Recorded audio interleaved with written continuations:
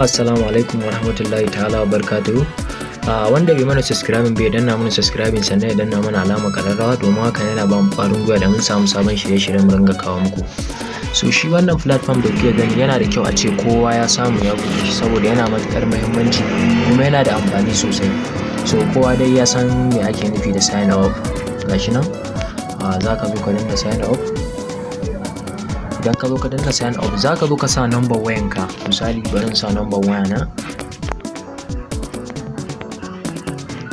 So bacin na sa number waya na nan gurin kuma ga code nan za ka zo ka danna, gashi nan za su yi receiving su baka code. So kamar da yadda kuke gani gashi nan R5UN. So bacin na yi wannan zan zo in sa password dina already dama gashi nan na sa password, kawai zan danna kamar haka. So kun gani registration successful, register ta riga da ta yiwu. So kana buɗewa za su baka naira 100 da naira 200. So wannan 100 da naira 200 ba za ta taɓa fita ba, ba za ta fita ba har sai kai wani abu. So insha Allah ku ci gaba da bibiyan mu, insha Allah za mu nuna muku yanzu yadda za ku yi to ku cire wani abu daga cikin 100 nan. So idan ka tashi za ka zo ka danna nan ne kamar haka, afwan za ka zo ne ka danna nan shi nan. So idan ka danna nan za ka zo ka danna nan adin bank, yawwa za ka zo ka yi adin na bankin ka.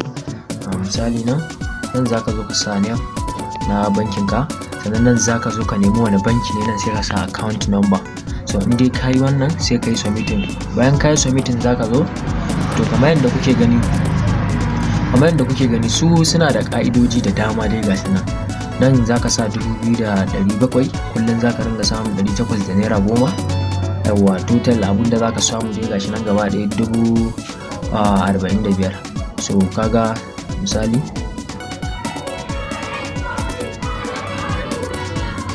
so bacin kai wannan za ka zo ne ka danna nan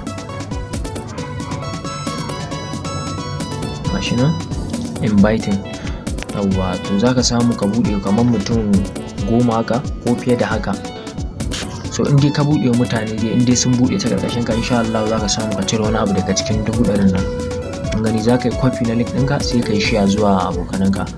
So wanda bai mana subscribing bai danna mana subscribing sannan ya danna alama karara domin hakan yana ba mu ƙwarin gwiwa da mun samu sabon shirye-shiryen mu kawo muku. Yawwa mun gode.